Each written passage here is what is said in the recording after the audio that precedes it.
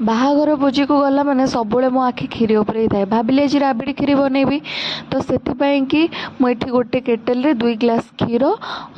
गोटे बाउल रो चीनी आ गोटे कप रे किछि क्रश कर रखि काजू आलमंड आउ गुजराती गुंड दे ताको भलसे गोलेली तो सेटा क्षीर रो लेयर टा बहलिया हो सारा पर मुझे ठंडा करदेली गैस ऑफ करके तो तापर मुझे माटी मटका काढ़ी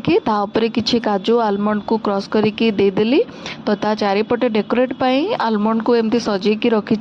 तो आपण मैंने आपको फ्रीज रे रखिकी भी खाई परिबे ठंडा करिकी तो एमती नॉर्मल भी खाई परिबे मु एमती नॉर्मल खाइबा को पसंद करे सेतपे मु एमती नॉर्मल खाइली तो आपण माने ए आइटमटा घरे निहाती ट्राए करंतु आउ निश्चिंत शेयर करंतु आपण कमेंट जरिया रे आपण आउ किछि आइटम देखिबा को चाहंतिबे मो चैनल रे तो लाइक आउ सब्सक्राइब करंतु।